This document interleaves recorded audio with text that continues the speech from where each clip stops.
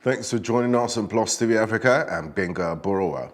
Senator Dino Melaye yesterday failed to appear in court in Lokoja for continuation of an alleged gun-running trial. His lawyer, Chief Mike Zekome, senior advocate of Nigeria, who was represented in the court by Yemi Mohammed, told the trial magistrate, Sulaiman Abdallah, that he had it on good authority that Senator Melaye was attacked in Guadalajara on his way to the court. Meanwhile, spokesperson of the senator, Adeleke, confirmed the attack, saying the whereabouts of the senator was yet to be known.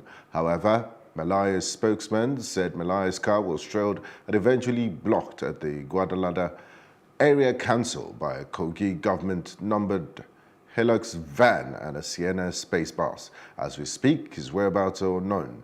Nigerians must come to his rescue. The political vendetta has been carried too far, he said. Meanwhile, Force headquarters yesterday maintained sealed lips on Melaye's abduction as it failed to respond to inquiries on the development. President of the Senate, Bukola Saraki, was on Thursday interrogated by a team of detectives from the Nigerian police over the Ofa robbery incident of April 5, 2018. According to Special Assistant and New Media, Olu Onemola, the Senate President was grilled at about 1:40 p.m. in the National Assembly complex in Abuja. Onemola, who wrote on his Twitter handle, said Saraki used the opportunity to reiterate the fact that it had nothing to do with the robbery or any other criminal activity. Recall that the Senate President was on Monday invited by the Inspector General of Police, Ibrahim Idris, to report to the Force Intelligence Response Team office at Guzape in Abuja for interrogation over alleged links to the masterminds of the crime. The Katsina State chapter of the All Progressive Congress has declared Ahmed Baba Keita as the winner of his primary election for the Katsina North Senatorial District by-election. The returning officer, Mr. Obaha Agbon, announced that Keita scored 1,723 votes against Nasir Sani Zango, who polled 1,474 votes in a keenly contested primary. Baba Keita is the House of Representatives member representing Kankia Kusada Ingawa in Katsina State. The news agency of Nigeria reports that the Independent National Electoral Commission will conduct a by-election to fill the vacancy on August 1st, 2018, following the death of Senator Mustapha Buka, who represented the zone. The People's Democratic Party has raised an alarm over an alleged plot by the All Progressive Congress to impeach the Ekiti State Governor, Mr. Adeleke. In a statement by the National Publicity Secretary, Kola Ologbondiyan, the party warned that such move would attract dire consequences. They claimed that the ruling party was planning to use the security agencies to achieve the purported impeachment, which they described as a recipe for crisis in the peaceful state. The PDP further claimed that a detachment of police was deployed to besiege the Ekiti State Assembly complex on Wednesday night. Ahead of the September 22nd governorship election in Osun State, 7 aspirants of the People's Democratic Party have called on the party to drop Senator Ademola Adeleke as the party's flag bearer. In a joint press conference read by Senator Olusokomi Akinlabi, the aspirants alleged that the candidacy of Senator Ademola Adeleke will further divide the PDP in Osun State. According to them, the PDP may not be able to secure the support of critical stakeholders in the state with Adeleke because of his unimpressive public conduct as a senator of the Federal Republic. The aspirants include Dr. Akin Ogubi, Senator Olusokomi Akinlabi, Senator Felix Ogunwale, Professor Adeolu Durotoye, and Dr. Ayoade Adewoko. The other aspirants are Adejare Bello and Jide Adeniji, who were both absent at the press conference, but supported the call. A judge in the Osun State High Court, Justice David Oladimeji, yesterday ordered the People's Democratic Party governorship candidate, Senator Ademola Adeleke, to produce his certificate before the court on Wednesday, 1st of August 2018. Messiahs Rashid Olabayo and Oluwaseun Idowu had approached the court claiming that Senator Adeleke did not possess secondary school certificate as required by the Section 177D of the 1999 Constitution and told the court to set aside the 21st of July 2018 primary election, which produced him as governorship candidate of the PDP. The presiding judge said that being an election matter, it is my conviction that the public will not be uninterested in the proceedings of this court, explaining that the importance of the matter would make the court not to grant the injunction and one that once a matter is before a court, any party cannot take a further step without the express permission of the court. Justice Oladimeji thereafter adjourned the motion on notice till Wednesday, 1st of August 2018 for definite hearing, adding that no form of excuse from the litigant would be tolerated by the court. A total lunar eclipse lasting over an hour will be experienced in parts of Nigeria today. This was announced by the leader of the Astronomy and Astrophysics Research Group of the University of Nigeria, Nsukka, Professor Augustine Ubachukwu, while speaking to the news agency of Nigeria in Abuja yesterday. Ubachukwu said the eclipse will be visible from 9:30 p.m. until 11:20 p.m. and is said to be the longest in this century. According to him, the total lunar eclipse will be primarily visible from the world's eastern hemisphere, which are Europe, Africa, Asia, Australia, and New Zealand.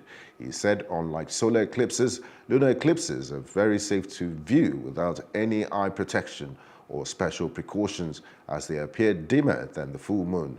The next total eclipse will be visible in Nigeria will occur on January 21st, 2019.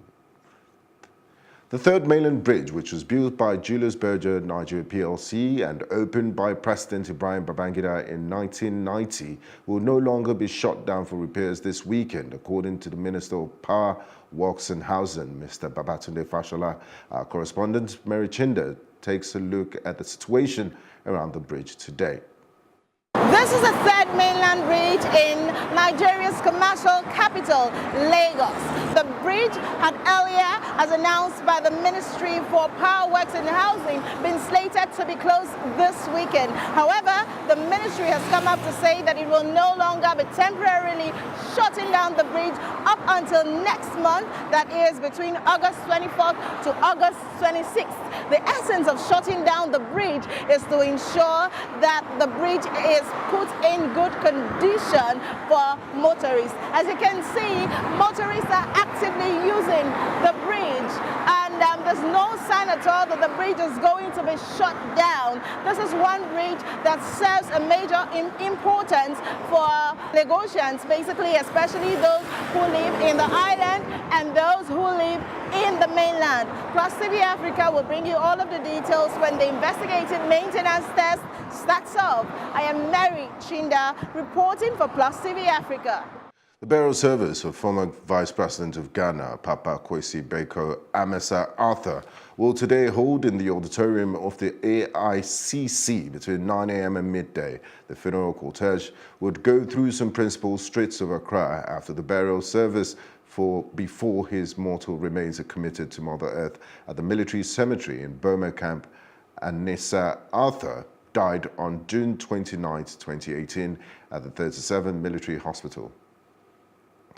South Sudan's Information Minister Michael Makwei-Lueth has announced the agreement between President Salva Kiir and armed opposition leader Riek Machar. Sudan's Foreign Minister Al-Didriri Mohammed Ahmed added that the agreement initiated on Wednesday will be signed on August 5th. Reports say Kiir will lead South Sudan's government during the transitional period, and Machar will return as South Sudan's official first vice president. The opposition can live with the agreement, but it will fail if early steps such as security arrangements aren't implemented. Manasseh Zindo, who had been directly involved with the negotiations for Machar's group, told the media. Malians will head to the polls on Sunday to vote in a presidential election that observers say will test the stability of the country as ethnic tensions and clashes continue across the country, especially in the north. There are doubts the elections will be held in some parts, but the West African country has a long history of relatively peaceful elections.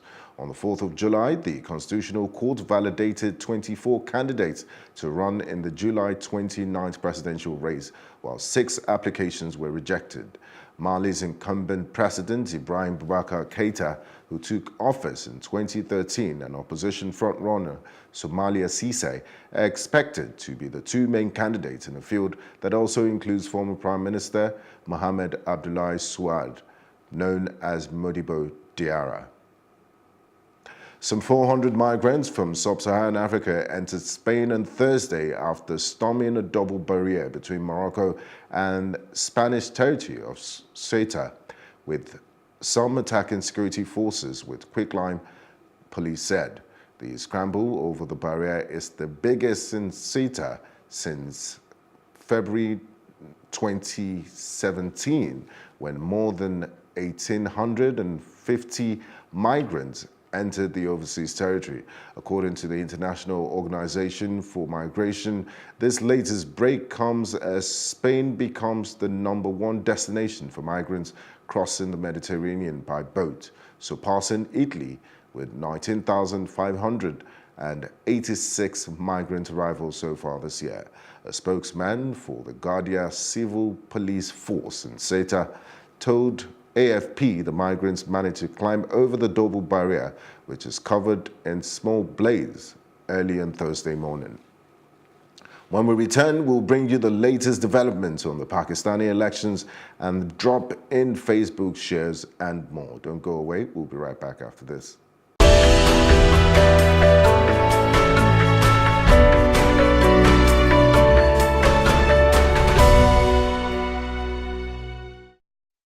Mark Zuckerberg lost close to $16 billion on Thursday as the social media giant headed for the biggest one-day wipeout in U.S. stock market history. Facebook shares were down as much as 19.6% and $174.78 in early trading, a decline that would wipe out about $124 billion off the company's value.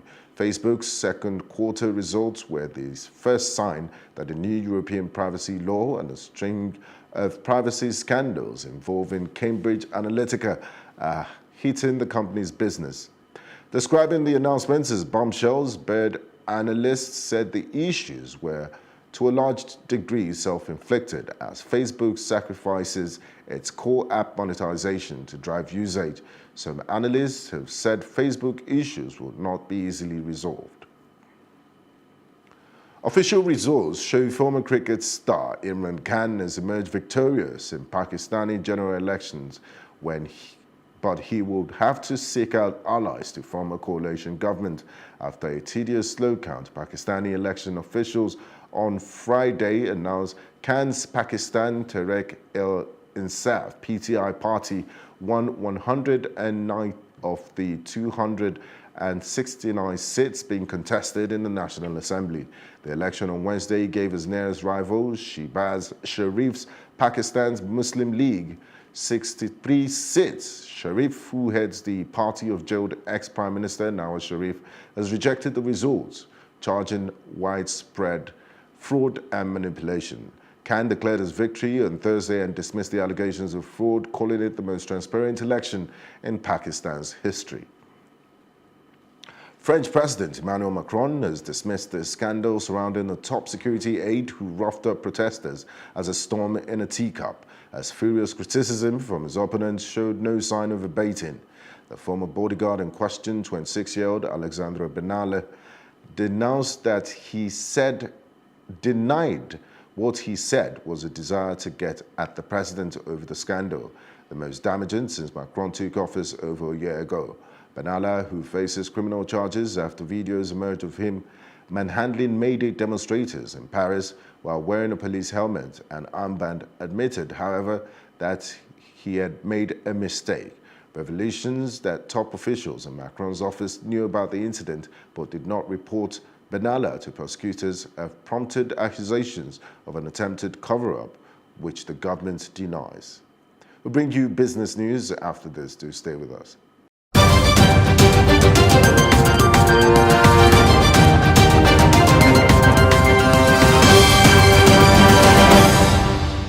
business, the federal government will work with Google and other technology companies in the country to ensure that Nigerians have improved access to the internet. Vice President Yemi Osinbajo said this in Lagos on Thursday at Google for Nigeria. According to him, this will enable Nigerians benefit fully from the great power the internet has to offer them as creators and co-creators.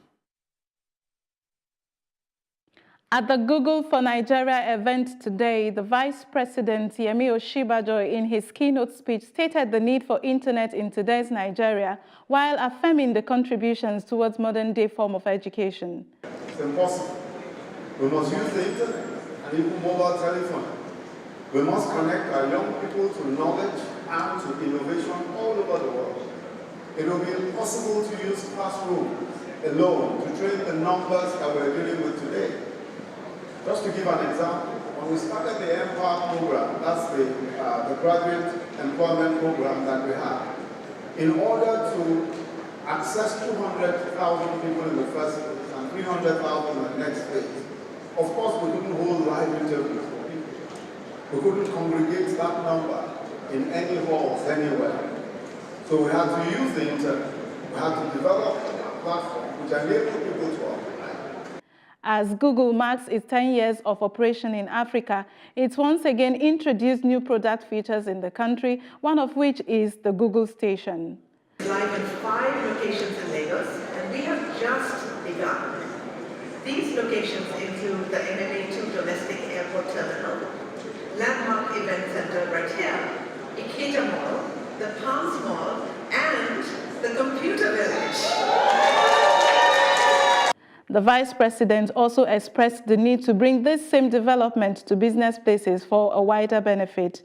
That we want Google Station or Key Station in the markets, in the marketplace. This is absolutely important because that is where the largest numbers of people gather. So starting with Computer Village, that's just great. But we are looking forward to access the internet practically in every large market space.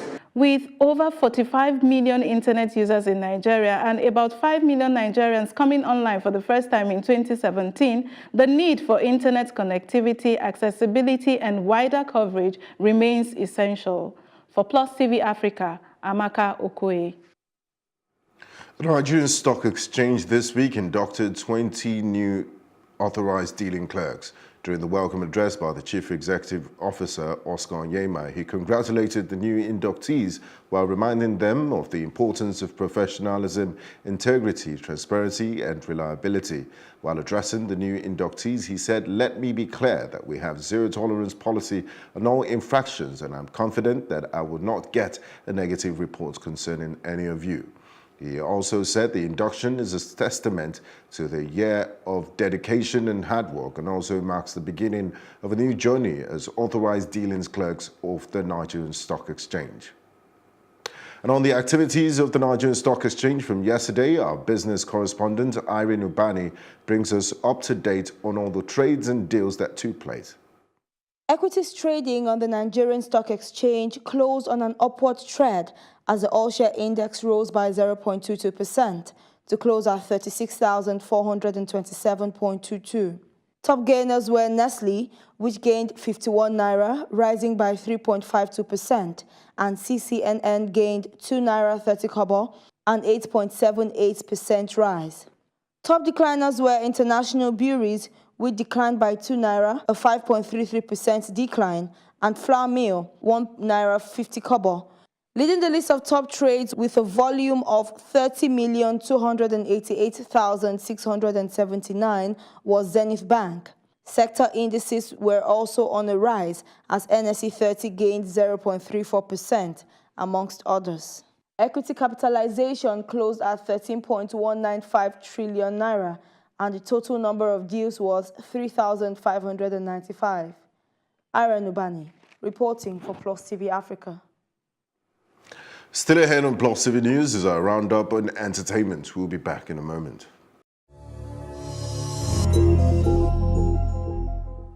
And in entertainment, the Music Publishers Association of Nigeria, MPAN, have issued a statement on the ongoing crisis surrounding the Copyright Society of Nigeria as the chairman started a one-man protest at a federal high court in Lagos following the leadership crisis at the society, which has led to the suspension of the body's license by the Nigerian Copyright Council, NCC, in May 2018. Olumide Mustafa, chairman of MPAN, said in a statement, and I quote, "The Music Publishers Association of Nigeria, MPAN, is an association of owners of interests in copyright catalogues comprised of tens of thousands of musical works from the 1960s to 2018, locally and internationally.